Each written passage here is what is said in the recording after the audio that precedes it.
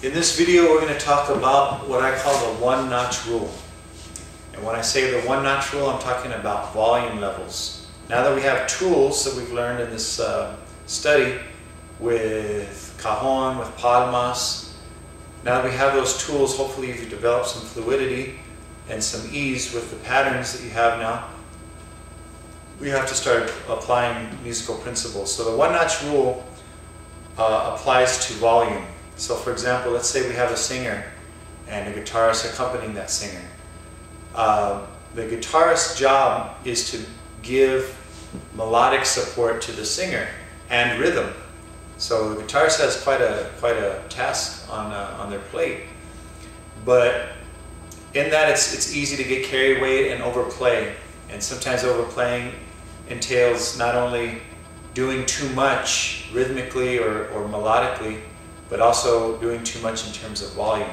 So a good rule of thumb is if the singer is singing at a particular volume, take it down one notch from that and play as a guitarist at that level. That way you make sure you're supporting them and you're giving them a strong base to bounce their cante off of, but you're not overpowering the cante. As percussionists, which is something a lot of what we mostly studied in this particular video study, you want to make sure that this is particularly pertinent to you because percussion, when overdone, can really, even if it's got a good swing, can sound redundant and can sound monotonous over time because it's just constant. Now, it's not to say that you have to have a million different styles of riffs or different ways of playing a rhythm for any particular musical piece or baile piece, but if we have dynamic, and dynamic can be as simple as volume change. So when things are louder, cante is louder, guitarist is louder, play cajon louder, but you still keep it down a notch from guitar, for example. And when things are coming down in volume, then you do the same. You just keep the same relative feed. If you're here and they're there and they go up, you go up with them, but at the same relative spacing. And same thing happens when they come back down.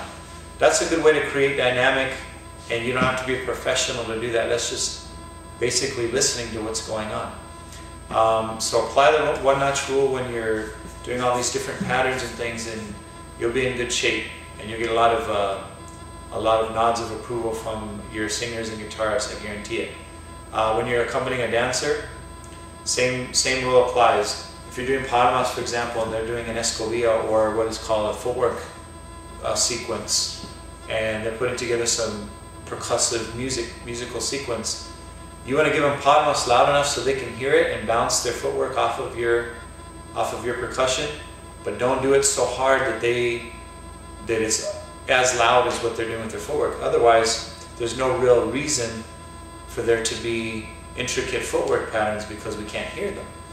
It's a dancer's job to develop strength so they can really kick it up into high gear, but to be friendly, to be good to your dancers when you're accompanying, make sure that you're just not overpowering what they're doing. As a dancer, if you're working with guitarist and singer, hopefully all of you are, hopefully nobody's out there working without one or both of those elements, hopefully both of them. Make sure you're sensitive to what they're doing. Because remember, even though that you're the dancer and you're kind of the visual and taking center stage, there's other people involved in your group, and you want to make sure you treat them with the same respect that they're treating you by accompanying you. So if a guitarist is playing a falsetta, you can do footwork, but it has to match and it has to not overpower in terms of volume. Otherwise, you've basically just taken away their voice. And the same goes with cante. If there's cante going on and the singer's singing something maybe mid-level in terms of volume, don't overdo your remates or overdo your things that would trample out the nuance of the singer's cante. You want to be friendly to them. So again, one-notch rule. That's the lesson for today. We'll have other things along these lines in future videos. We're going to get more into the structure side now that you have tools.